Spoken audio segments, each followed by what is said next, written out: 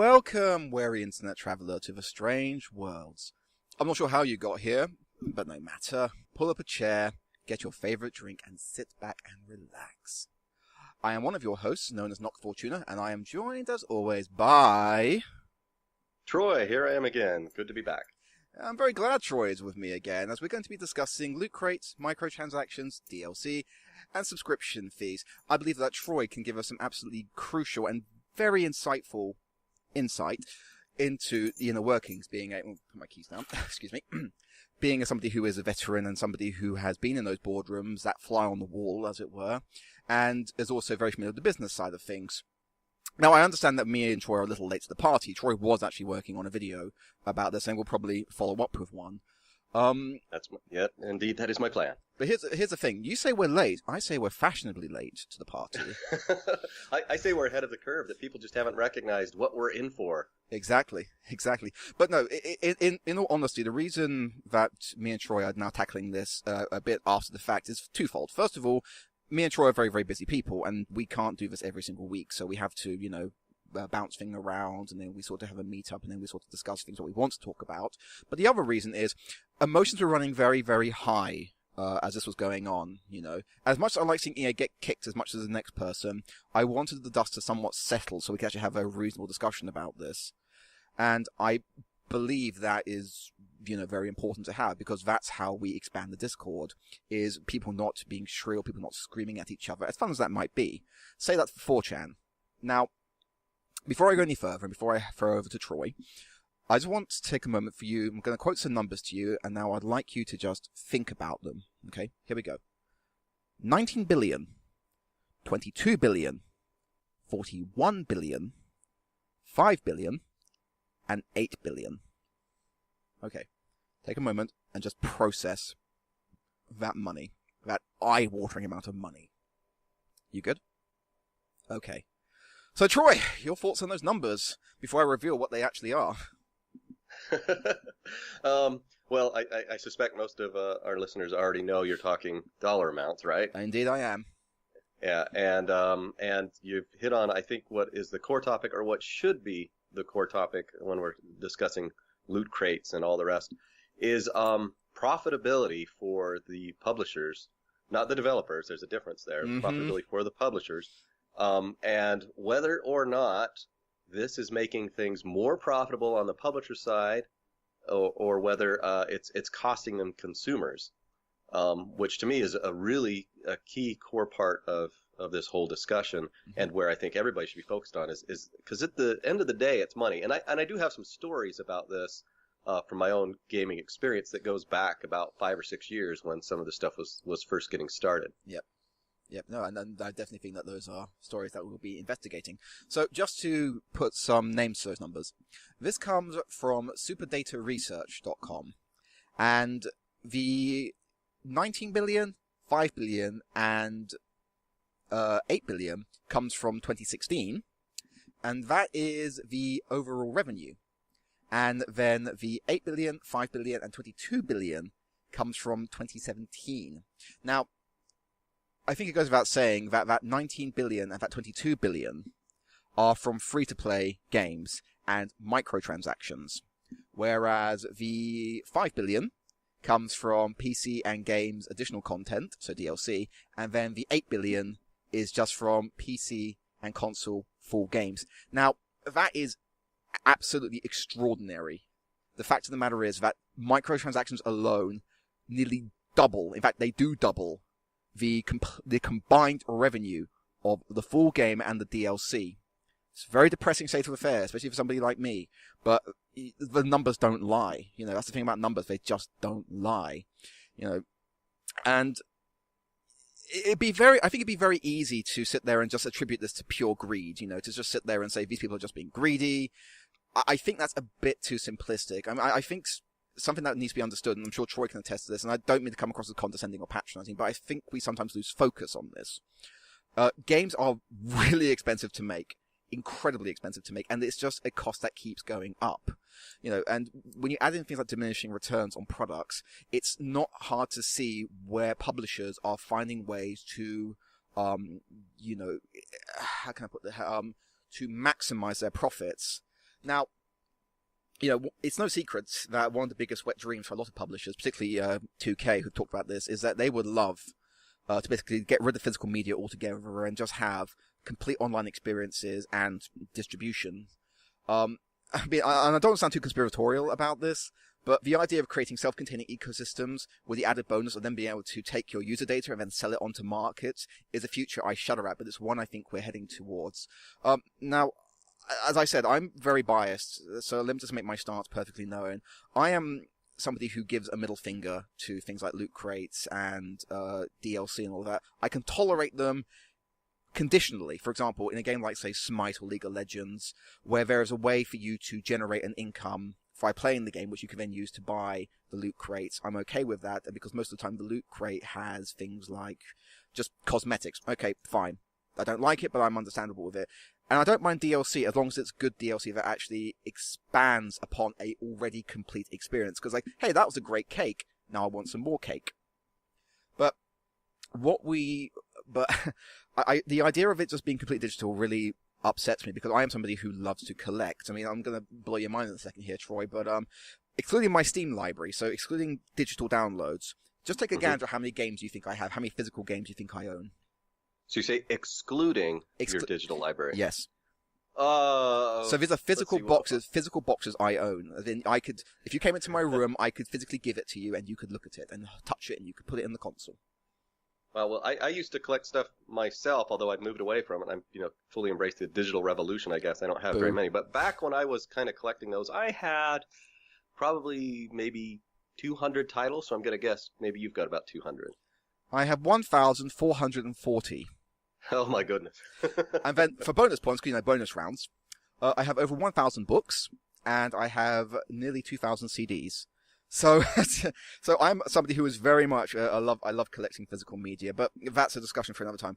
Let's talk about those numbers, because I have to acknowledge that with those sort of exuberant costs going up, it's not hard for publishers. Publishers are putting that money down. They want to see a return on investment. I mean, that's the way it's always been.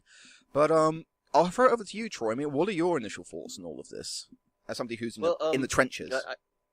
The numbers that you threw out there are really relevant, right? Because the additional add-on, which is really DLC and PC, the price for the game, are fairly low in comparison to the free-to-play add-on, right? That when we look at the numbers that you've alluded to here, or that you put out there, and I want to give this a little bit of context, that this shouldn't be a surprise to us. No, but it is. I think a lot of our hardcore console and PC gamers are just kind of starting to wake up to the whole, holy cow, they are nickel and diming us, and they're doing this, and it's making most of the profit, which is true. We see all the numbers.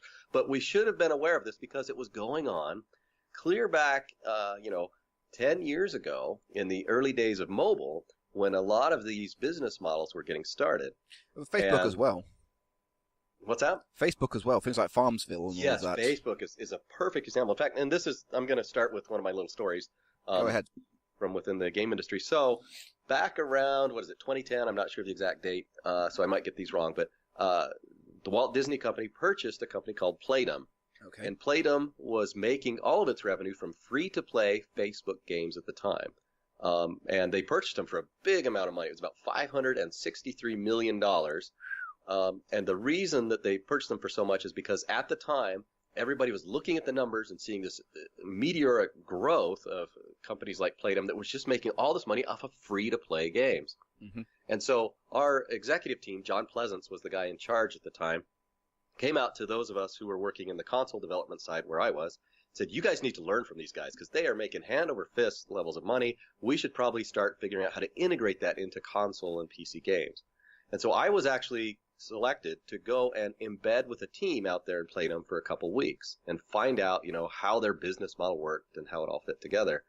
And this was really eye-opening to me, because first of all, the first thing I realized is that on all these free-to-play games that were out there on Facebook, they were tracking everything, and it's hard to understate this, everything, or overstate, I guess, that you did. They knew what screen you were on, they knew how long you spent on a screen, they knew every button click you went to, they aggregated all this data about all their players, even while they're just playing for free, so that they knew where everything was going on.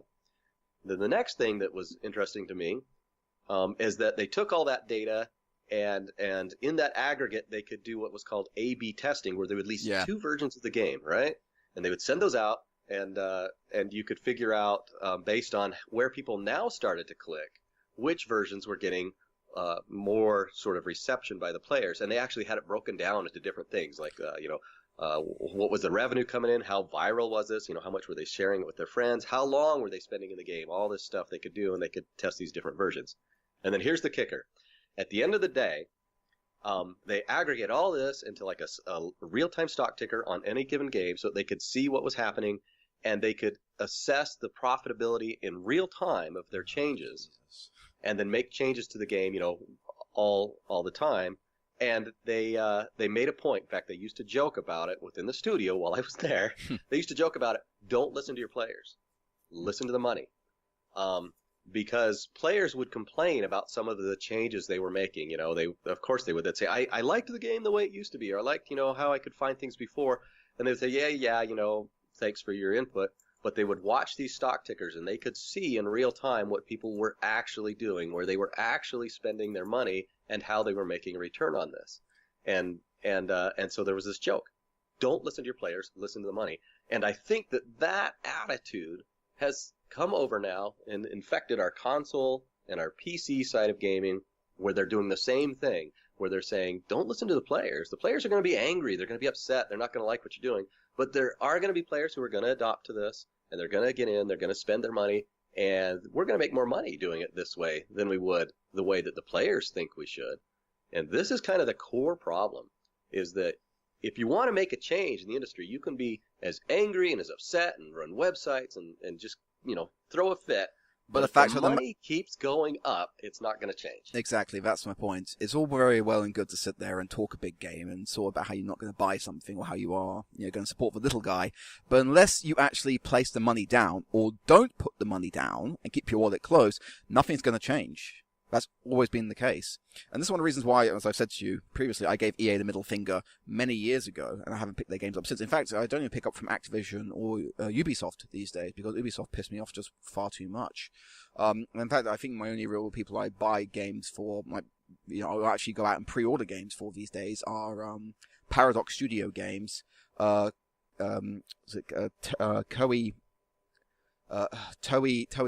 Temco, who do things like Dead or Alive and Nihon and all of that, and Nintendo. There's the odd series I really like Dark Souls, but it's most of the stuff I tend to play these days is either retro stuff, so I'll bust out my N64, my Dreamcast, my Super Nintendo, or my PlayStation 2, and play the PS1 library there. Recently got Blood Omen actually for the Legacy of Kain game, which is just so happy to have that finally. But I think a lot of these consumers is that they never really think to themselves. They always seem to think within a vacuum, and they always seem to think that, if I put this £40 down, or in your case $60 down, it's just me. Not realizing that there's about maybe 100 or so people behind them thinking the exact same thing, and not realizing that is still $60 they are contributing towards the machine. And unless you starve the machine, it's going to keep going. Right, and so on the one hand, first of all, I want to kind of compliment the whole gamer community that said, screw this Battlefront 2 thing, we're not going to play. Absolutely. Yeah, no, it was nice to see them stick to their guns for once. Wow, and this is what I've been saying in a lot of my videos for quite some time. You got to vote your wallet, and it's beautiful to see the game industry come together, the players, and say, you know what, we're not just going to talk about it and complain about it, we're actually not going to participate. And I'm like, good, because now look how it's impacting EA. And not only that, but it spills over because EA signed this agreement with Disney, right? $11 billion. In fact, I know the guy who's in charge of Disney, Jimmy Pitaro, and he's come out and he's like, "You're hurting our brand with this crazy stuff you're doing." It's on the EA side. I'm pretty confident that they, told Disney. The way licensing usually works is that they'll say, "All right, here's this license. You can work on it. We're going to have oversight in the quality of the game." But as far as business model, they usually aren't as involved in that, because their plan is just to take a cut of the profits, right? Mm-hmm. That we just get part of it back. You pay us, and you can have a license. So it's really interesting to me to see that kind of fight between Disney and Jimmy Pitaro saying, we need to protect this brand. We need to protect Star Wars because it should be a moneymaker, and here you guys are just besmirching it with your with your crazy monetization schemes that we didn't even recognize until it came out how much the gamer community is going to hate it. But it's beautiful to me to see the gamer community say, nope, we're not going to stand for it. This is too much, and we're going to push back. However, EA hasn't completely backed away from it, right? They said, okay, we turned off monetization, but we reserve the right to turn it back on at a future date once we found out what gamers want, which really means what gamers will tolerate. And that's exactly, and if that's the key word there, what will gamers tolerate? How much can we push? And there's often that sweet spot. I think part of the problem that's sort of emboldened EA, though, is to do with, and I use this term very loosely, is to do with casual gamers, though. And by casual gamer, I mean the people who are not anything to do with skill, but the sort of games that they play. I'm referring to the people who go out and buy things like FIFA, and they go out and buy things like Madden. That is one of the core staples of their games, their library, and one of the reasons they actually own these consoles. And for them, because EA was doing all this Loot Crate stuff long before any of this, really. They were doing things like the FIFA the pay to win, same with Madden, and people tolerated it. So that emboldened EA to sit there and be like, okay, this demographic, the casual fan. I know there's some hardcore gamers who generally like these games as well, but just for the sake of this argument, for the sake of this example, we'll just categorize them as casual. These casual gamers will tolerate this. Now let's try to expand that let's take this model and expand it into the hardcore circuits. I don't really think Battlefield is a hardcore game, but whatever, let's just say it is for the sake of argument, and see how it goes. And as you've mentioned, and as I'm happy to report, it's gone badly for them. But let's not kid ourselves. You've mentioned earlier on that gamers should have seen this coming a mile off. I did, not to toot my own horn, but right. Beep beep, there it is. I called all of this long before, which is one of the reasons I was so late to come to the was it the 7th generation? Was the last generation? Yes, it was the 7th generation of consoles. It was actually Nintendo that got me back into it. Curse them. And we talked a little bit about this prior to this podcast. About the differences between, say, Electronic Arts and their publishing model and, say, Nintendo. Mm-hmm. And we can discuss that definitely in a second, because I think Nintendo is right to be doing the things that they're doing, personally. And a lot of people sit there and poo-poo Nintendo for things like the Wii U and the Switch, but what you're not looking at is a long-term play of what Nintendo's actually doing. And by no means do I consider myself an expert, but even I can see how they're surviving, how they keep making this industry. Because it always baffles me that people seem to say, how is it Nintendo is still around? And it's very obvious how Nintendo's still around, because they're not idiots and know exactly what they're doing, and they do it brilliantly. And I can sit here and talk a long thing about Nintendo afterwards, but I don't want to get too off the top here, because I'm like Spurg and everything. No, I saw this metamorphosis coming a mile off, and it was very distasteful to me, because I always had this mentality that if I place down this finite amount of money for your game, I expect a complete experience. I expect it to be a beginning, middle, and end. I expect it to be engaging mechanics. Length doesn't bother me too much, believe it or not.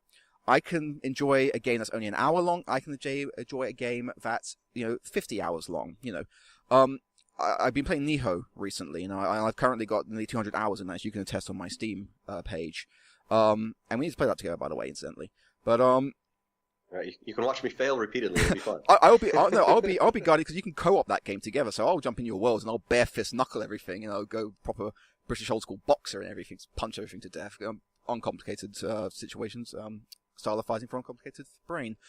So I've always had that mentality in it, but to me, it's not really about the length or anything like that. It's about the journey. I know it's corny to say that, but it's true for me. How much did I enjoy my time with the game? And if I enjoyed my time with the game, then I can go back and play it. Even if it's only a 2-hour-long game, I can keep going back and playing it. I still go back and play things like Limbo, even though it's a very short game. Now, I understand that if you spent, say, £40 on that game, or again, $60 for you guys, and you only get 3 hours out of it, you might feel slightly pissed about that, and I can understand that completely. But again, it's how good was that journey? How good was the experience? And how much did you enjoy it? I love, Mario Odyssey, which has been one of the games that made me cry this year. Literally cry. I know, completely childish thing to admit, but I was so moved by that game and just so happy with that game because of just the sense of freedom and momentum Nintendo had and how complete that story felt with Cappy and Mario. And I just had so much fun just running around and just doing basic platforming. Without even getting the Power Moons, I just loved it so much, the music, everything, and it all came together in this wonderful package. And even though I could not complete that game in about 3 hours, that's how quickly I can run through it, kind of what Wow, the stars wow. are. Oh, it's nothing. No, I've been watching the speedrunning community, Troy, and it's been amazing watching in real time them getting it down to, from an hour and a half to an hour and 20 minutes to an hour and 10 to an hour and 5 minutes, and they're trying to get at that sub hour. I love watching speedruns. Just makes you appreciate the game so much more. But I'm sorry, I'm whispering again. For me, I've always had this mentality of complete game. I want a complete game. So all of this kind of stuff, as impressive as the numbers are, it's complete anathema to me. And I have to say, if the industry keeps going this way, then I think I'm going to have to check out permanently. Because I don't want this to be the model. Yeah, and I think you've hit on something really good. In fact, I'm going to put this question to you, although I think I already know your answer based on your conversations, but maybe other people in the comments who watch this would throw out their responses too. So as somebody who's worked in the development side, I kind of see like three basic models that have developed, and then I see, people responding to it. One is that you just pay full price for the game, you get an experience, and you're done with it. And that's the kind of the old school that we've been used to for a long time. And I think most people seem confident with that, like that's okay.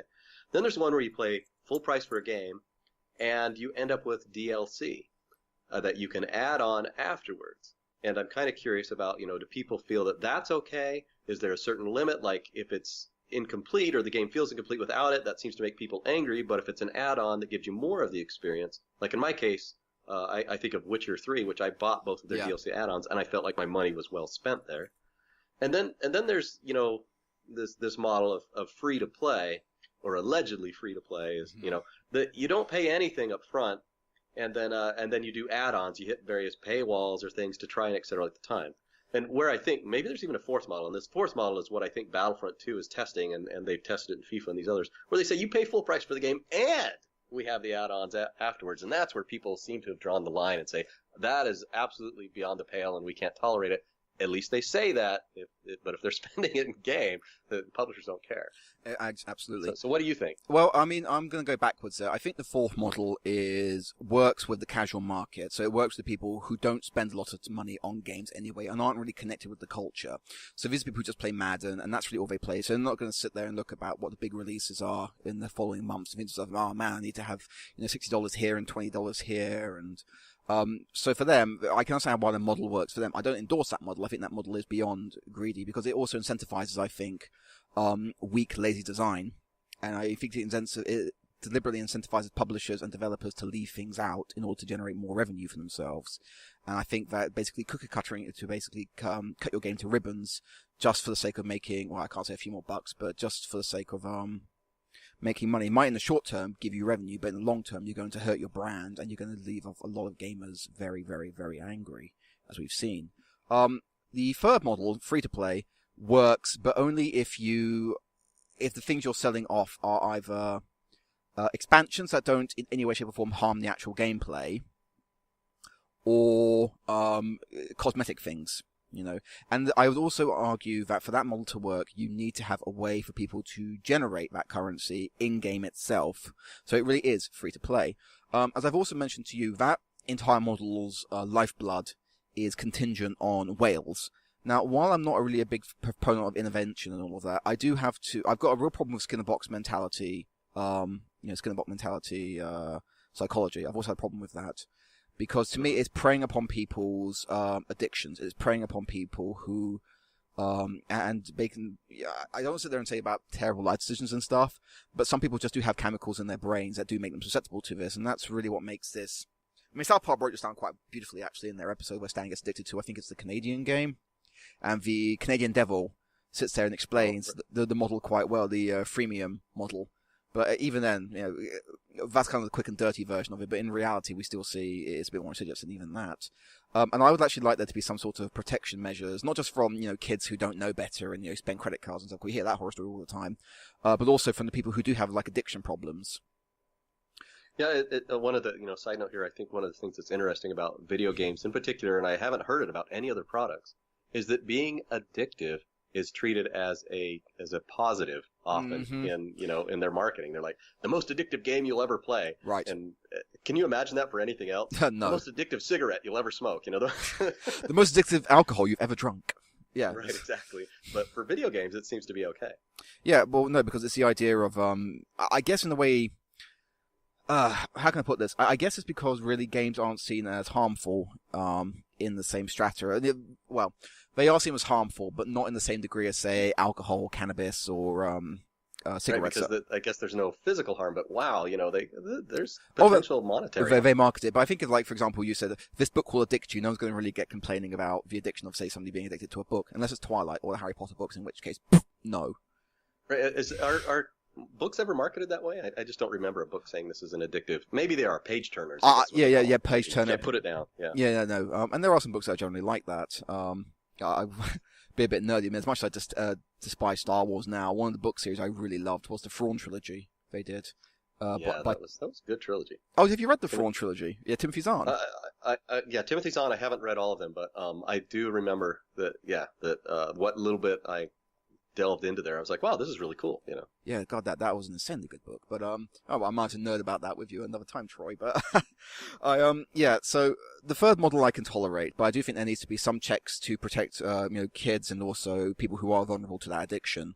The second model again works only in the sense that if it's cosmetic DLC, then it's cheap, then I can tolerate it. For example, as much as I like, Dead or Alive, I refuse to spend any money on their DLC because it is just way too bloody much. They're charging up to £50, Troy, for nearly $100, or about $80, I think the conversion rate will be. That's crazy, isn't it? Yeah, just for the luxury of letting me have the girls in bikinis, in a variety of different bikinis, and also go to Zach's Island. Now, I may be a raging pervert, but even I have my limits.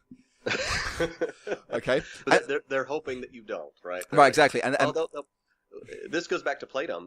When they were doing that, that's where I first heard the term, and 6-7 years ago, whale, and it was a real term, right? They were trying to hook people, and they knew. And this is, if you look at the demographics, they knew that a very, very small percentage of players would get into this collector mindset, and they had to have everything you released on that product. And so they would cater to them. They would release silly little tiny things. There used to be jokes about, I think it was the green Eiffel Tower in Gardens of Time or something. I don't remember, one of their games, where they said, yeah, we just thought it was silly, and so we slapped, a $4 price point on it. And then it sells like crazy to the whales because people get in that collector mindset. They have to have absolutely everything to feel like they've completed it, and so they're willing to shell out the money. Save the whales, save the whales. There goes Greenpeace. That's your new one. It's double meaning now. No, the second model, though, I can tolerate it when there's small little increment DLC, like 90p here, for example. Just for the record, as much as I love Nintendo, I refuse to buy their Smash DLC because I refuse to spend £5 on a character. Just no. But good DLC can indeed enhance a game. You've already mentioned the Witcher's DLC. I've heard about things like Blood and Wine and all of that. I've heard nothing but good things about that, how it really helps expand the story. But again, that's DLC that helps expand an already complete game. When I think of good DLC, feel like I got my money's worth. Exactly. When I think of good DLC, I think of things like Point Lookout or a lot of the Fallout 3 DLC, with the exception of Operation Anchorage. And I think of Nintendo's Mario Kart 8 DLC, which was, I believe, £14, and you got 6 new riders and I think 16 brand new tracks to race around in. So that's good value for money, as far as I'm concerned. So I'm down with that. So, and also I think Stellaris has got some really amazing DLC. Also the Nihon DLC. So you can make good DLC, but I think with the DLC, that's a good DLC. Bad DLC would be things like Asuma's Wrath, for example, which basically has the true ending of the game kept behind a paywall, which is just a massive middle finger to the consumer. Also, you have things like Assassin's Creed, where I think it was Revelations maybe, or was it maybe Assassin's Creed 2, where they took out an entire chapter and then they sold that as DLC. That is, to use Urban Dictionary, a dick move. And it's very, it's very little wonder why consumers would then be so vociferous. You hear this all the time. Why do gamers hate us so much? I don't know, maybe because you nickel and dime them all the time. Maybe because you don't see them actually as people with interest. You see them as wallets you can extract money from. It's unfortunate, but I think it's true.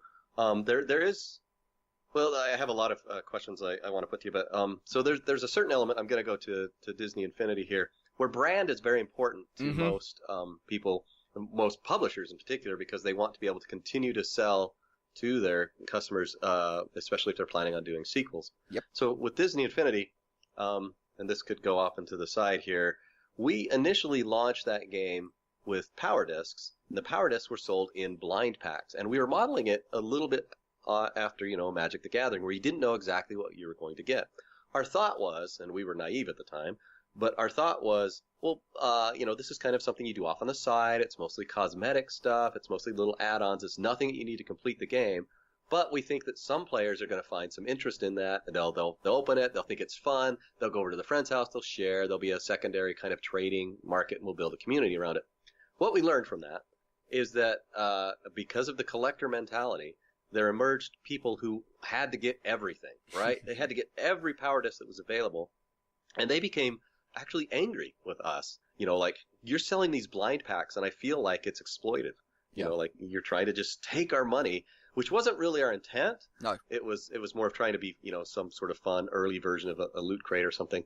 But what's interesting is our brand was important enough to us at Infinity. We changed. So from Infinity 1 to Infinity 2, we got rid of blind packs. We kept the power discs, but you were now able to go and purchase specifically groups of power discs where they were transparent. You knew exactly what you were getting. Yeah. And that resonated with the community, and most of them said, "Oh, thank you. We appreciate what you've done here." But you look at that sort of approach to things where there's a long-term brand, and then I compare it to, like this is good for Battlefront too, right? Because if they burn their brand, if they make it so that nobody wants to play another Star Wars Battlefront game in the future because of what they've done, that's what Jimmy Pitaro's concerned about, then they've done an awful thing. But if it's something like FIFA or one of these other games where people come to embrace it and they expect it, you can bet it's going to keep on going and it's going to progress into the future. So anyway, let me ask you, this is where I was going with this, let me ask you your thoughts about the gambling nature of blind packs or loot crates or stuff where you don't know what's inside it. Is there a time when it's okay? Is there a time, or is it just, should we rule that out altogether? And you talked earlier about legislation maybe to protect consumers from these sorts of things. Yeah. What are your thoughts on those ideas? Well, we've already discussed, I know the legislation thing is actually something that's going on in America right now. I can't remember I believe it was, what was his name? Who was the person proposing it in Congress? The guy who wants to ban... I think there's some discussion about it. I don't remember offhand myself. Oh, yeah, I could look it up, but lazy. I am... Generally, the idea of governments getting involved in people's lives is something I take a massive umbrage with. I think people should be left alone, within reason, to pursue their own lives, and indeed this also translates to things like cigarettes and all of that. But at the same time, I do think there needs to be watchdogs in place for manipulative marketing, and for people who for manipulative marketing, and for people who can be easily persuaded into purchasing this, like kids and stuff like that, peer pressure and things like that. I like there to be some sort of defense, not a constrictive regulatory body. And I know people are going to argue slippery slope, and that's where it starts. And yes, I do acknowledge that, but I would like there to be some sort of regulatory body that would have, a sort of list of rules. Is this X? Is this Y? Let's find out. Now, as I've already mentioned, you run into a dangerous risk with that because it can become too bureaucratic, it can become too red-taped, and they can just keep expanding the rules to become more and more ridiculous, and it could become a way in for even more censorship, for even more controls. So it's one of those issues I don't really see there to be a simple solution. I think we can look at human psychology, we can look at how these games are made. I've mentioned Skinnerbox tactics, and and this was the old form of the arcades. This has been talked about ad nauseum by most old game developers. Saying that they wanted to. Who was it that was that very famous point? The guy who developed Asteroids, saying he wanted to basically create digital crack cocaine. I don't remember who invented Asteroids. I don't know. Is that Nolan Bushnell? Was he involved in that? I think so. I think it was no, because he wasn't the head of Atari. Yeah. So many names to try and keep track of, but he one of them said we're basically trying to create digital crack, and they're basically talking about like the addictive nature of games and using that Skinnerbox mentality and all of that. And I think we can look at those models, and then we can identify key components. It will never be a perfect list, but it can at least give us some obvious like big attributes, and we can sit there and we can look at games and be like, okay, you can do this, but don't do this, because if you do this, it's just bad for the consumer, all in all. And that's kind of an issue, because what you sometimes get is that people might, extreme examples, and I know you should never use the extreme as the default, but again, for the sake of this argument, you can get people who can run up incredible bills, which then has to get cancelled, which then has a knock-on effect because it's basically money that was there now being wiped out, and Right. those profits are now gone, and this actually hurts. Well, it just hurts everybody, really. It's that ripple effect, It's that ripple effect. So Yeah, I'm nervous about legislation getting involved because I think there's such a variety of various business models Right. out there, and how different publishers approach this, that legislators getting involved are just they usually don't understand games. They don't understand. no, they don't, and that's And I'm afraid it's going to be more harmful than helpful. But at the same time, I kind of agree that, I mean, publishers are trying to make their games addictive. They're trying to get people to spend as much money as they can. It's in their best interest. And if they discover, some way to kind of edge things in and just get people spending like crazy on some sort of add-on or some sort of loot crate or whatever, they will do it. There's no reason for them not to do it. well, they're amoral, aren't they? At the end of the day, companies don't care. They aren't moral. They aren't immoral. They are amoral. The simple question is, does this make us money? And the fact is, and again, this goes back to that central point you first made, which is, if consumers didn't vote with their wallets, if consumers weren't so willy-nilly to buy this stuff, nobody would go to it. I mean, people sit there and complain about things like, Fox News and all of that. They complain about like tabloids and all that, but people buy it. If people didn't buy it, it wouldn't exist because it couldn't sustain itself. Again, Right. If you want the beast to die, stop feeding the beast. It really is that simple. You don't like a certain band, don't buy their stuff. You don't like a certain book or a writer, don't buy their stuff. I refuse to touch anything by J.K. Rowling because I despise her. It's just one of those things. That's how you do it. And yet it's such a simple process that people just don't. So it's such a simple concept, and yet it's something that people have such a hard time grasping, and I don't understand why. I'll give an example of myself. So with Fire Emblem, I adore Fire Emblem. But when Nintendo fucked up with Fire Emblem Fates, and that game is absolute garbage, fuck that game. Right, when they completely screwed up with that, I ordered a special edition version of it, and I hoped against hope that I wouldn't be getting the butchered American translation, but getting the European one. Never happened. I got the butchered American version. So what I did was I saw that, took the game out, removed it, deleted the files, sent it back to Nintendo with a long letter telling them to go fuck themselves, and I never want to have this kind of lazy porting again. And I demanded my money back. So did you get it? Did they give you your money back? They did give me money, and they also gave me a 10% off my next purchase. Oh wow! So that's a good thing, I guess. They listen to their consumer in that case. Well, yeah, but I suppose I tend to buy through Nintendo's online store, and again, not to get too much into my spending habits, but I think over this last year I spent nearly £1,000 there on games and games with them. So by no means am I their biggest deal, but when you're spending £1,000 on the store with just one person, that's £1,000. But you see, here's the thing: people might sit there and cry and go, "Hey, you support Nintendo?" Yeah, because Nintendo doesn't nickel and dime me in the way that EA does. When I play a Nintendo game, I'm actually playing a complete game, and it feels like it. And even the game like ARMS, which is more a proof of concept, again, you get a bunch of free updates to make the game feel more complete. Now, I still think that's bullshit. That's why I haven't bought ARMS, because I refuse to do that. But the point is, Nintendo's got this right. They know how to do this. They've got the model down pat so far. Not always. Some of the DLC is very questionable. Again, I've mentioned Smash, but and I hope they keep expanding. And indeed, they'll often release entirely free updates. For example, look at Animal Crossing. They released, I think it was the Happy Camper they released, totally for free. Right. It was just I love it when they release stuff for free to just kind of keep the community going. Yeah. And it did. Like, so many people who stopped playing Animal Crossing suddenly went back and started playing Animal Crossing. Even with Fire Emblem, they released some DLC complete for free. You get like special days where it'd be, oh hey, it's this. Oh hey, it's like, oh, this is our anniversary. This is when Metroid was created, or this is when Luigi was created. Here's some free cosmetic for your Mii. Here's some, free stuff. The only thing Nintendo hasn't quite figured out, and I really wish they would, which is how Steam sales work. Ooh, what's that? 15% off games? Ooh, at 50 quid each? Thank you, Nintendo. My cup doth runneth over. Yeah, you see, this is Steam. 80% off. 95% off. That's how you do it. Ooh, 15%. Ooh, big spender. So they're not perfect, but they're much better than, say, EA, I think. So talking about kind of loot crate gambling models. Yeah.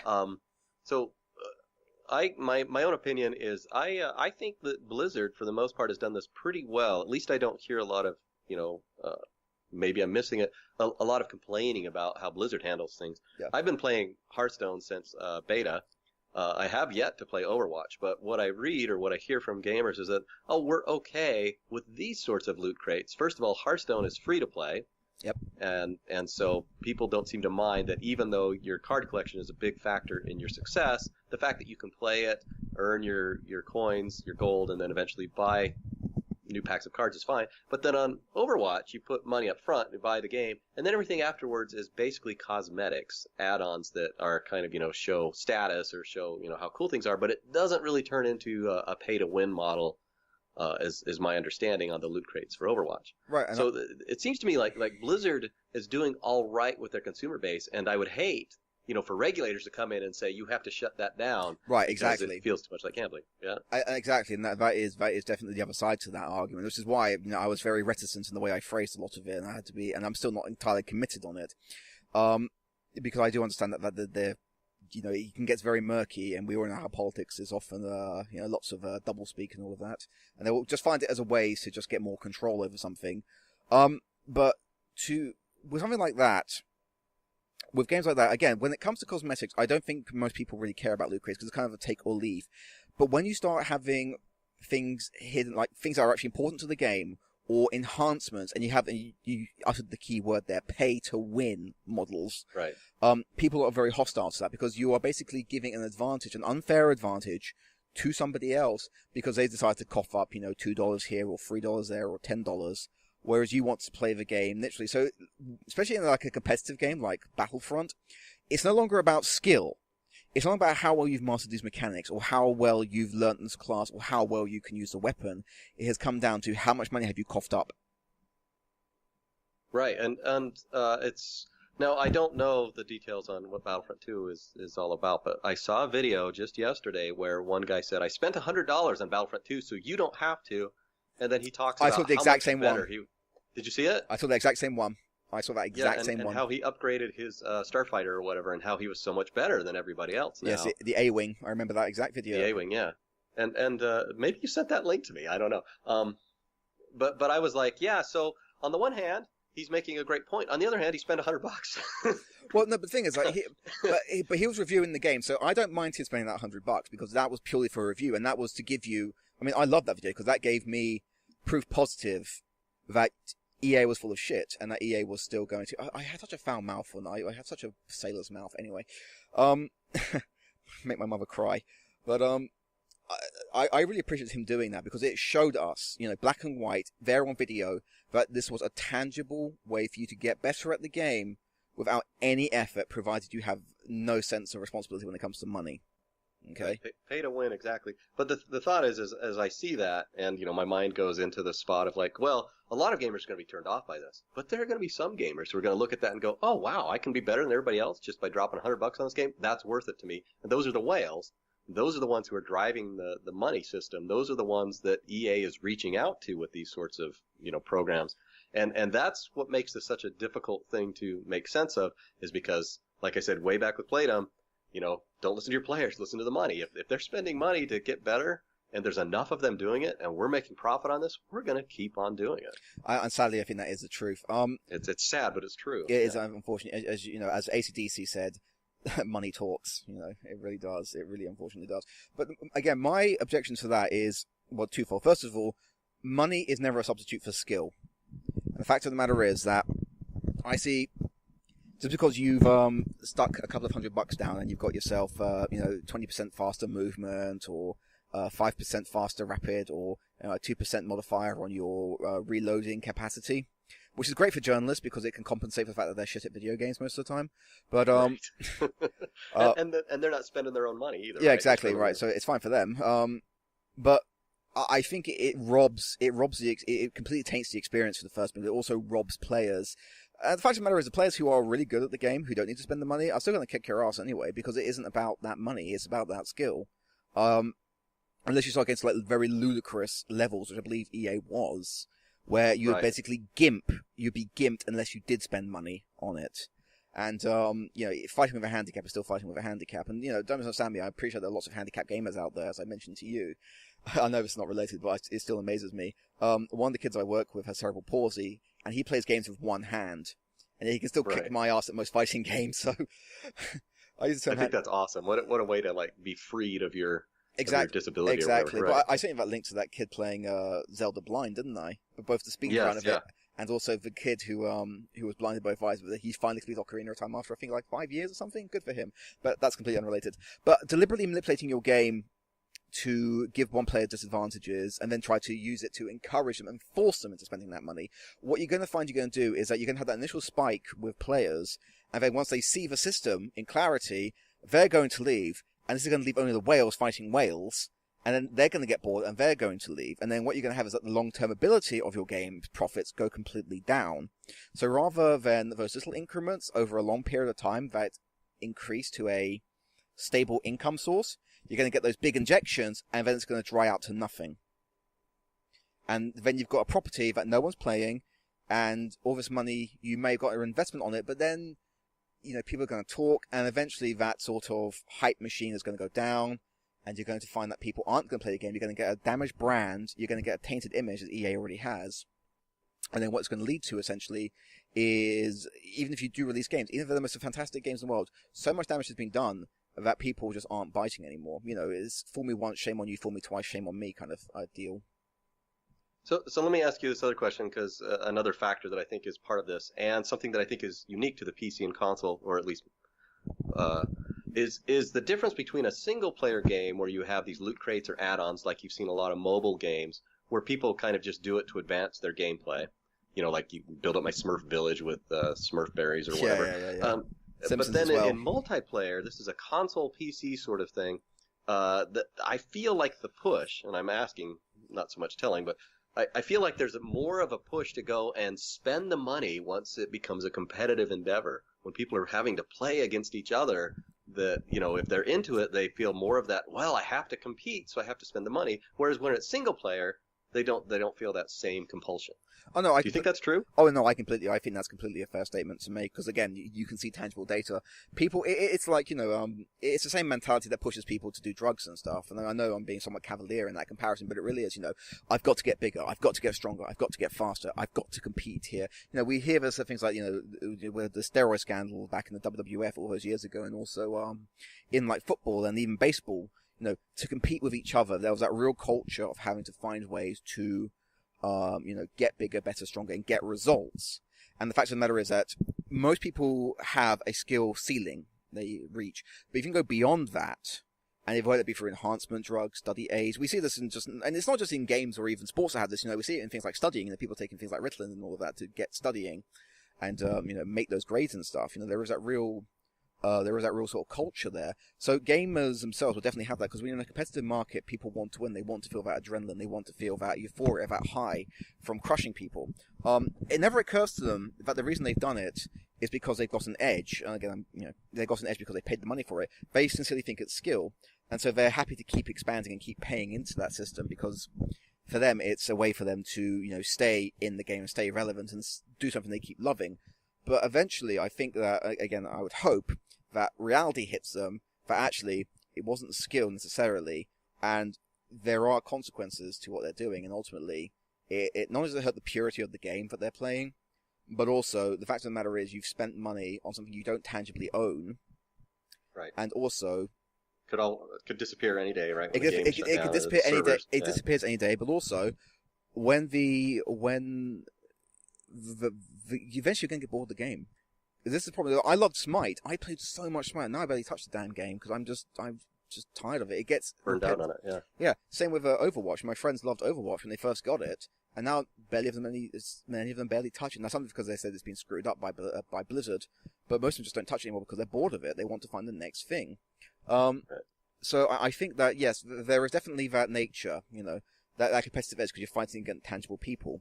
And so they're going to take whatever they can to try and get a one-up on their person. They can't always rely on skill to do it. As a little aside, one of the reasons I don't particularly care much for online gaming is because it never feels like it's a fair fight anyway, because so much of it is predicated on things like ping and latency. Right. That's true, too. There's that aspect. So, people sit there and talk about lag, but no, it's actually a thing. I've tried playing matches of Smite where my ping's just been absolutely terrible. And even when I've even when I killed somebody on Smite, I think to myself, now did I kill that person legitimately, or was that because my ping was lower than theirs? Right. And you kind of feel cheap if you can. Yeah. Now when I beat somebody's ass on my sofa, like I'd say Mario Kart or Dead or Alive, I can sit there with smug satisfaction on my face going, yeah, I beat your ass. Same room, same controllers. You ain't got nothing. You got nothing, punk. Yeah, there's no excuse. So I want to put a question to you. So I believe, and actually I'm confident, both of us have taken a principal stance right now regarding Battlefront 2 in particular. Yours extends all the way to all of EA products. Yeah, fuck EA. So I have not played Battlefront 2. It sounds like you haven't either. But, when I've looked at videos of the game, I think, well, some of that looks pretty fun. It looks like the gameplay's pretty fun. It's mostly the loot crate and the other stuff that turns me off. So here's the question I want to put to you. Is there a situation under which you would be willing to play Battlefront 2 or invest in it? Like, just, if it switched publishing hands or if they changed the system or something else, what would it take to get you to play Battlefront 2? Honest answer is nothing, because the fact of the matter nothing. is... There's no way you're going into that. No, it looks pretty to me, sure, but it's all been done before. If I want awesome space battles, I'll go and play Rogue Squadron. If I want to have awesome combat and gun shooting, I'll go and play Republic Commanders. If I want to have a cool Jedi experience, I'll go and play Jedi Outcast, or I'll go and play Bounty Hunter, or I'll go and play... there's the Dark Forces games. There's no end of Star Wars. If I want to get really nerdy, I'll go and play like the X-Wing versus TIE Fighters game. It looks pretty, sure, but that's really all it is. And the thing about EA games, it's just the problem I have with a lot of these games is that they are very visually pretty, but they are so empty and so hollow within, and just so by the numbers, out of the box mechanics. So I've often likened a lot of modern video games, to being like a really pretty cake. So I love cakes. And shut up. I know who you are. Stop typing it. Do not type the fucking cake as a lie in the comment sections. Fuck you. It's too late. You've just got 20 people doing it. Exactly. 2007. No. Stop it. Anyway. It's a very pretty cake. And then you're like, oh, it looks great. You open it up and you realize there's nothing inside. There's just nothing inside except for the blandest icing imaginable. And it's like, yeah, I can eat it. And yeah, it's edible. It's just got nothing about it. It's not enjoyable. It's just a cake. In the most definition of it, there's no character, there's no panache, there's no passion. And that's EA games in a nutshell. Now, again, what would it take for me to play Battlefield, a game like Battlefield? Well, very easily. It would have to completely change developers' hands, and they'd actually have to do something mechanically interesting with it. I played a bit of Battlefield 1 on my friend's, one of the kids I looked after had it, and we played a bit of it. And he was really excited, and about after an hour we were both bored of it, and he didn't want to play it anymore. He took it back the very next day and sold it. And I couldn't blame him, because it was just nothing about it. It was just nothing about those kind of games that is really interesting to me. You've got to have a hook. You've got to have fun mechanics. You've got to make your game feel, gameplay. These are very important. I spent on Niho, I spent nearly 200 hours playing it because it's so good and the way it's put together. That's the kind of game I want. I spent like 2 hours running around in Mario Odyssey. What's my playtime in Mario Odyssey? Let's see. I think I'm 85 hours in Mario Odyssey and about 120 hours in Breath of the Wild. And the reason I play these games is because they are good games, because they actually have meat to them. It's a complete feel to them. I'm not just talking about content. I'm talking about every little element of the game, every little facet of the game feels really tweaked and well put together. So these are the games I want to play. Same with Persona, games like that. Give me something that actually has substance to it. I don't care. Look, the shiny Cavalier, again, this is kind of very snobby, I admit this, but the sort of shiny sparkle experiences that people buy, which EA specialize in, that are just done to sort of facilitate people who aren't really into the culture, who don't really care about mechanics and just want something to distract themselves, that's not for me. I'm not in EA's marketing. I'm not on EA's radar at all. Okay, I am anathema to them, I think, for the first thing, and I can spell my name. So, right. I am so far removed. I'm so far removed from their actual consumer base. But even the case, again, I'm a bit of a tangent here. But no, there is nothing that could make me want to play Battlefield. There's just nothing about it, and it's not because I just like Star Wars now. It's completely dead to me. It's just nothing about it looks interesting. And then you add in the online component, and again, there's always that stigma I have with online, which is it never feels right to me, because there's always the case of ping and latency, and if their server's good as my server is good, there's too many factors. So I like a good single player experience. I like some multiplayer on the side. This might undermine my point somewhat here, but I do play a lot of Splatoon. But see, Splatoon's actually got a good single player experience to it as well, so I can still play that and enjoy that. And then but again, with Splatoon, I can gather with my friends and we can sit in a room together and play it. Right, yeah, you can play it locally. So if I look into my, deep, dark recesses of my own soul, and I'm like, well, what would get me to play Battlefront 2? What would get me to back off of my principled stance against it right now? And I think a couple monetization systems would appeal to me enough that I would be willing to give it a try. One is that if, say, a year from now or at some future date, they said, all right, we're going to have one flat price. It's going to be, $30 or whatever, and everything's unlocked, right? You don't have to buy anything else. We've backed away from our monetization system. I'd probably say, okay, I'm willing to give it a try. Although at that point, because I imagine that might be in the future, there wouldn't be many players left. Yep. But I've seen a lot of games do this, right? They'll release everything a year later, just trying to get some more players in. Yeah, so that's one situation I might get in. The second is if they made it free to play. I might be willing to at least try it, see how bad it was as far as, the loot crates and stuff and whether it was addictive. But I think I would be willing. My tolerance for free to play games, and I'm probably part of the problem, is pretty high. That I'm like, oh, it's free to play. I'll try it at least once or a few times, and then I'll decide if I want to put money into it. And most of the time, I don't. I don't add any money into most of the free to play games that I try. But every now and then something will get me, and I'll throw $5 here or $10 there. Hearthstone is a great example of that. I went free to play on that for a full year, and then I started to throw a little bit of money in when expansions would come out, just to kind of accelerate getting the new stuff. And so I'm one of those guys. Yeah, the thing you hate, Troy. You are your own worst enemy. You must confront the demons. What's the old Dark Souls line? The longer you stare in the abyss stares back at you. No, that's Nietzsche. Yeah, indeed, that is Nietzsche. But I think it also. Oh, you're right. That is Nietzsche. Yeah, no, Dark Souls has something else about abyss. I don't know. I can't remember now. Yeah, I hear that. I sort of get what you're saying. I mean, I don't know how I feel about getting the year editions. On the one hand, it's nice to get all the DLC, but to me, that's just an incentive not to buy it day one, or not to buy it in the early stages and just wait for them to release the Game of the Year edition, which is why Bethesda can get a middle finger from me. I do that a lot. I'm one of those guys who I see a hot new game come out, and I'll say, I'll wait. I don't have a problem with waiting on games. I'm never part of that initial hype. I'll wait and wait and wait until, there's been a consensus, and then maybe a Game of the Year comes out a year later, and I'm like, it's fine, it's new to me, Right, no, see, again, I'm of that mentality myself. The only exception I have is a company or developers that have gained my trust through good titles, by creating a strong relationship with me, and in that I've mentioned Paradox Studios, they're in that, Nintendo's in that, and also Atlas, Atlas and Koei Temco. Those are companies that if the game looks good and I want to play the game, then I'll put money down day one for it. I'll even forgive that there might be some growing pains with the game. I'll forgive that. But I must confess, I'm probably the kind of gamer that the publishers like EA and Activision and Ubisoft want to get the fuck out of this industry. They want me gone. Because I'm the kind of person who doesn't spend truckloads of money on one game. I'm not the kind of person. I like complete experiences. I like to have that sort of full benefit. I'm the kind of person who isn't really interested in online multiplayer. I'm somebody who's very much staunchly in favor of single player, and is only interested in sort of multiplayer when it's either local or split screen, or if it's a game where there's not too much pressure to perform. It's just something easy going.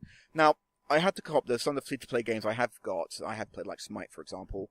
The only time I spent money on them was, in the case of Smite, I believe it was the £21 for all the champions to be unlocked, and then every future champion to be given to me as well. So considering that is, I believe there are like 65 champions now, so that's not even £1 for a champion, okay? That's coming across like 10p for a champion. So that's fine with me, considering I've got several hours out of that game. I think like 500 hours or so. For 20 quid, okay, fine. It helps support the game. I like this game, and everything else about it is free. I'm okay with it. I can earn my unlocks through just playing the game, if I so wish. So that's just £20. That's fine. Now, if they asked me to pay £60, and then I had to, just for the privilege of actually playing the game, and then they asked me to unlock characters, not in a one-off buy sale, but which should have been unlocked already, but by randomizing loot crates, it comes back to, and again, I didn't actually answer that question you asked me originally, so I'm sorry about that. If there is a method where people can, like blind bags and stuff, if there's a method people can see what they're going to get, or there is a way that you can narrow down the scope or make it so that people don't feel like you're cheating them, or they feel like you're trying to nickel and dime them, or people don't feel like you're trying to deliberately extract as much money as you can from this really just calculated and rather callous approach. I think they might be a bit more acceptable to it in a good, positive way. But I think for the most part, I think it's a very dangerous avenue we're going down. I think it's going to cause another crash, and I think it's one of those things that's going to cause the industry to have some serious time to reflect on itself. And I think what you've really illustrated here is something we've all known, which is the very cynical approach and very cavalier approach that a lot of these developers have. Talking about things like whales and don't listen to your players, and I think that's a very dangerous mindset, because the second you stop listening to your lifeblood, it's going to catch up to you, and you're going to find yourself closed. Yeah, I think that's true. Well, like Playdom doesn't exist anymore, and the reason that they were, at least part of the reason they were shut down, is Facebook started to police what they were doing, but then the FTC, Federal Trade Commission in the United States, found out that they were not taking good care of personal data information from all those people who were playing it like they were supposed to, and so they fined them millions of dollars for using that stuff illegally, and so they actually shut down over that, which I bet really hurt Disney in the wallet there too. But I wanted to get back to something that you've talked a lot about, how you've taken a principled stance against electronic arts. One of the things that's interesting to me as a longtime gamer is back in the old days, you used to pay a lot of attention to the developer and who was, producing stuff, and not very much to the publisher. You didn't really care that much about the publisher. But now in our modern day, with these monetization systems and different things going on, it seems to me that publishers are almost overshadowing developers, in that people will say, I'm not getting anything from that publisher. I don't care who the developer is. But since I'm developer-centric and have worked in development, I tend to follow developers a lot more, and I'll say, oh, I like those guys. I don't care where they publish, who they find to do the next contract. I'll probably take a look at their game, like CD Projekt Red or Ninja Theory or some of these others. I'll see what they're up to regardless of who is publishing them.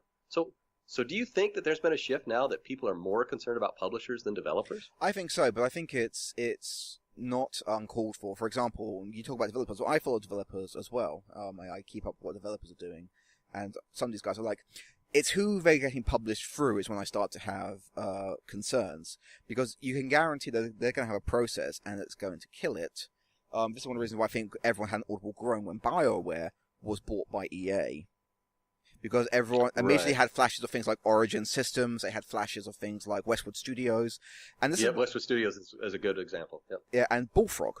And this is where I sort of feel, and Rare, there's another example. So I can look at developers, but I can also look at the history of charting of developers, and I also have to look at who the publisher is. So as much as I might like a developer, unless I hear actual concrete news that the game has not been tainted in any way by the publisher, then I'll be willing to take the bite, take the plunge. But if I know it's being tainted by the publisher, in the case of maybe Activision or EA or Ubisoft or I was talking about developers actually. One publisher that actually isn't too bad is Deep Silver, or THQ Nordic. I think they're also called. Deep Silver's tend to be pretty good. They're good at keeping like the mid-tier games around. And I understand that publishers do have a place, and they actually are helpful for young developers, and also for studios to get by and also get their properties out there to wider markets. But I guess my question is, be careful of the deals you make and make sure you're not dancing with the devil. Now, in the case of EA, and I've read against them a lot, I have a massive hatred for EA, and because no matter how talented the developer is, no matter how good the developer is, eventually that developer is going to die. They're going to become another cog, and everything about them that was interesting is going to vanish. And it's going to pass on, and there's going to be nothing left of what they once were, And again, we saw this time and time again. We saw this with EA with things like Visceral Studios. We saw this with things like BioWare. We've seen this in multiple studios. They just acquire. Was it Crytek? Crytek. Yeah. Crytek, yes. Crytek UK. Who was it? I think it was Free Radical Design who did Time Splitters, and that was one of my favorite franchises once upon a time. And they went to financial difficulty after I think the game Haze, and then EA bought them and then just merged them into Crytek US, and when that failed, they shut it down. There's also another one they shut down, which was a UK-based one, which made the generally excellent Need for Speed Most Wanted. They did a great port of it to the Wii U as well, actually, which my friend bought me for my birthday. I hadn't told him about my EA thing. I was actually pleasantly surprised by the port. So it was a shame to see them all close down, but this is just how EA works. You know, it's not just EA. Sony's the same. You know, I was very upset when I saw that Sony shut down. Oh Christ, what are they called? Top of my head.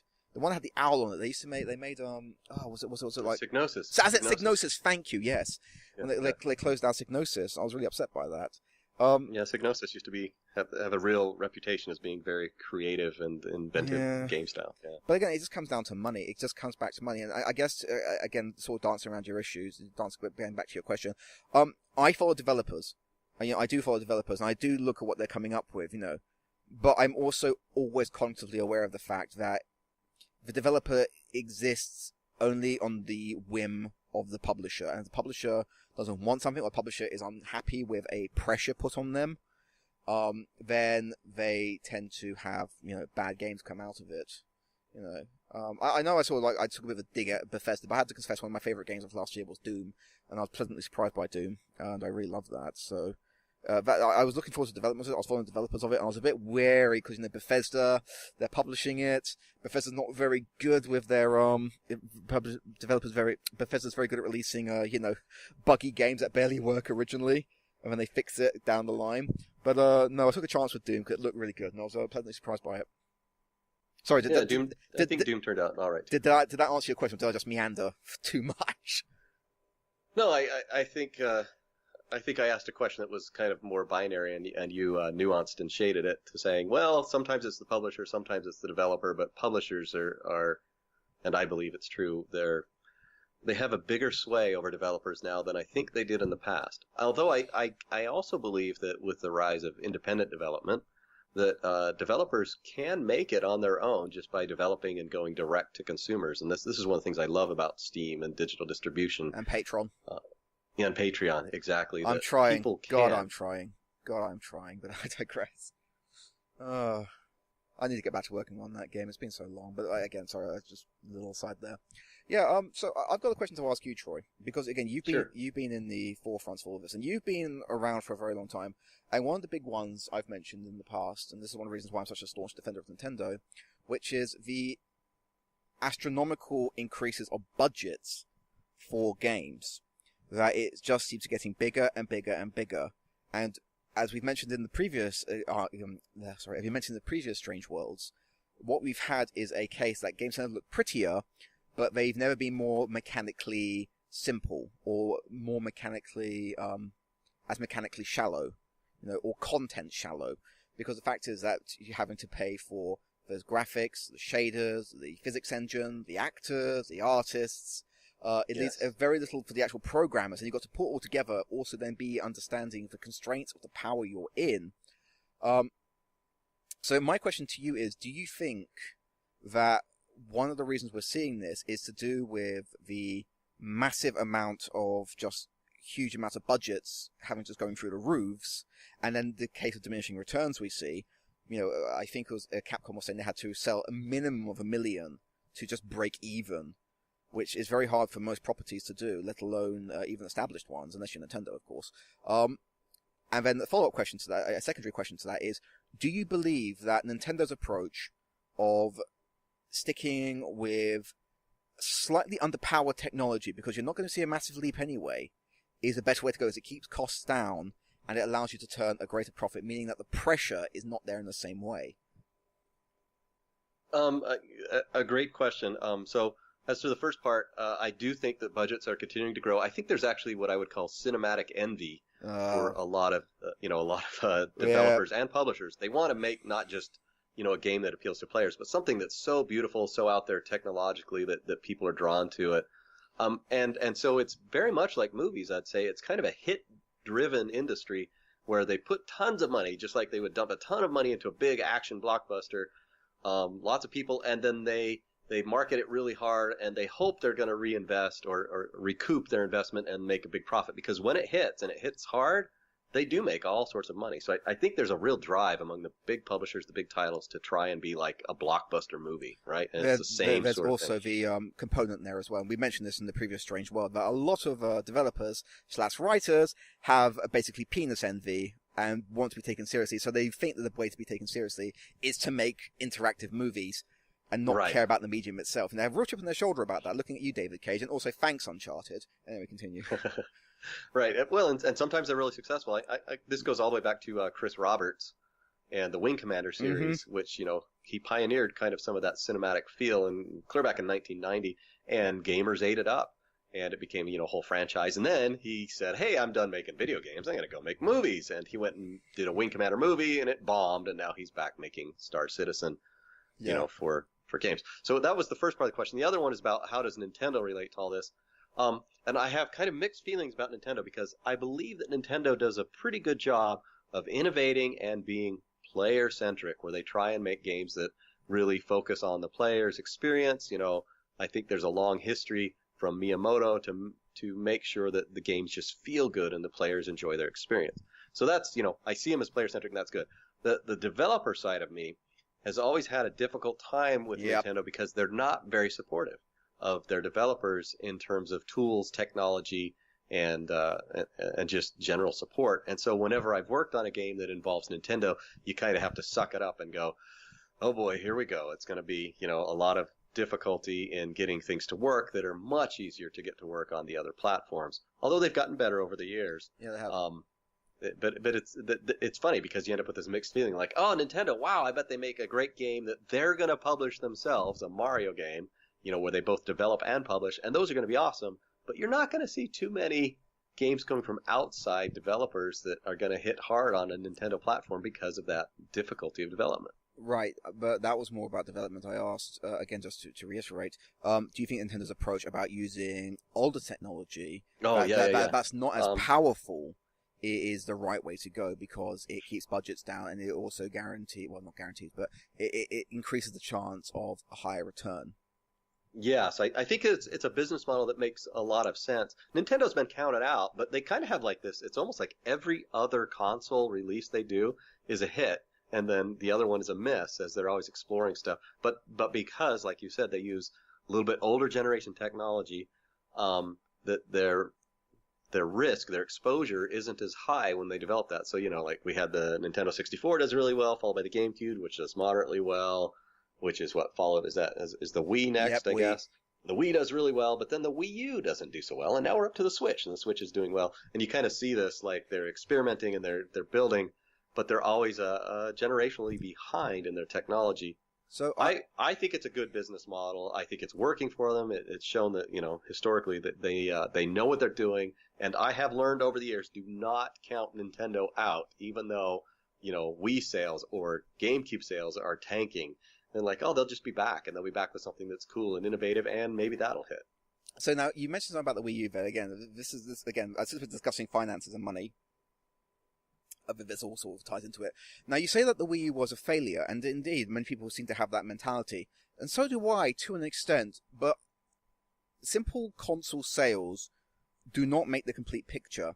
We also have to look at the attach rate of software, in which case, if you look at the attach rate of the Wii U software, especially things like Mario Kart, 3D World, the Zelda HD games, it's very high. I think even Bayonetta 2 sold, 2 million copies, which is the equal sales of Bayonetta 1 on the 360 and PS3 combined.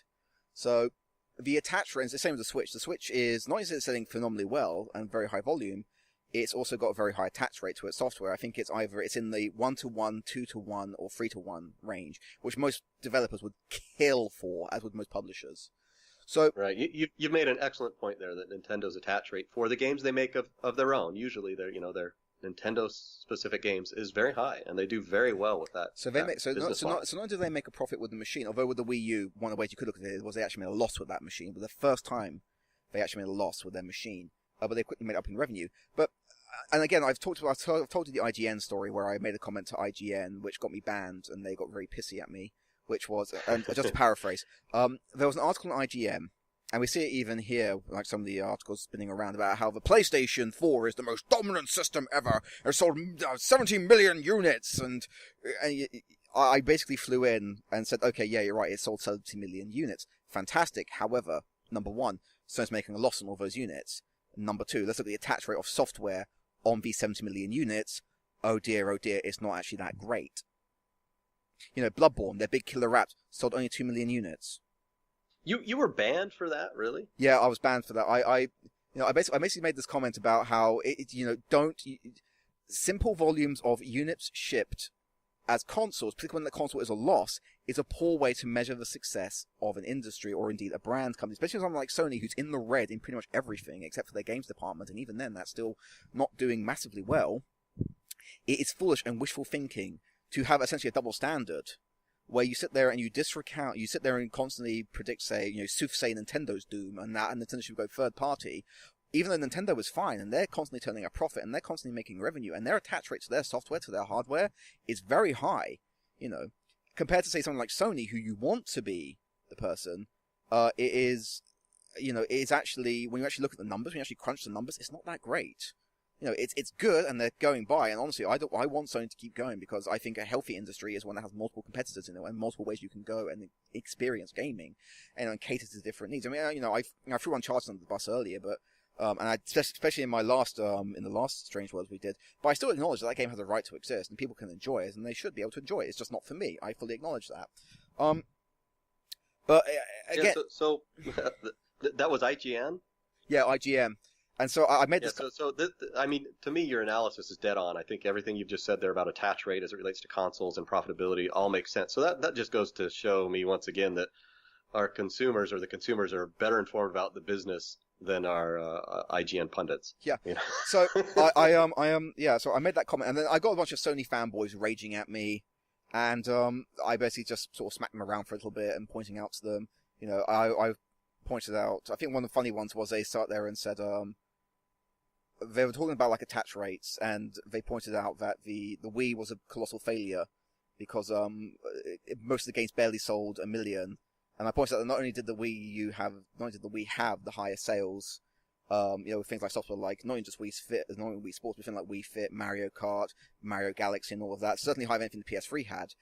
But considering those games were significantly cheaper to make than they would have been on, say, the PS3 or the Xbox, selling 50,000 copies or 500,000 copies would still have turned a greater profit than selling that exact same game with the higher graphics on, say, the 360 or the PS3, which is one of the reasons why you saw so many companies go out and die that generation, because it was just too expensive. Whereas the other thing I also pointed out to them, which was by using their logic, can I now look at, say, PlayStation 2, and I believe the highest selling game on the PlayStation 2 is Grand Theft Auto San Andreas, and that was 22 million, I believe. Now, that's still very impressive. But again, let's just use the logic of these gamers and the games journalists who constantly do this, games never sell on Nintendo consoles. So, 100 million units of PlayStation 2 are sold, and yet you couldn't even hit 1/4 of that. So by that metric, by your metric, Grand Theft Auto was a failure. No, but that's absurd. That is an absurd way to look at that. You've got to look at how much did the game cost? How much did it cost to get it printed and sent out? How much cut did we get after retail stores? How much overall profit did we make from our initial budget? Okay, and if you can recoup your costs and actually make a profit selling 5 copies or 500 copies, it's a success. It really is that simple. And if you can sell several million copies, then even more. Yeah, even congratulations. You're riding high and you're laughing away to the bank. Sorry, I went on a massive tangent there. No, but I think it's we've been speaking quite a bit about the game industry, not just as we started with loot boxes and gambling, but also just the health of it from a financial standpoint, which really figures into the whole issue. I think we've kind of come full circle, it feels like, where we've covered a lot of ground. I do think so, and I'm also very conscious of the time. Actually, we're running a bit over what we usually do, so I hope you found this a very enjoyable episode. Shall I wrap it up then, Troy, or do you have any final words before we... My final words is what I've been saying in most of my videos, which is vote with your wallet if you want to see change in the industry. That's the best thing you can do. Getting mad on a forum doesn't matter. Making YouTube videos about how a game upsets you doesn't matter. The publishers are going to follow the money, and so you need to send a message by how you spend your money. I fully agree with that. I've probably annoyed a lot of you people with my sort of piety, but it's the way I am. I'm happy to show you my video game collection and show you that I love my games. I love a huge variety of games, as Troy can attest, seeing my Steam library. So, as always, thank you for joining me and Troy. We will be returning very soon with another episode of Strange World. So, from me, from Troy, I wish you well. Have a very Merry Christmas, and as Troy would say, game on, my friends. You're damn right. Take it easy, chaps.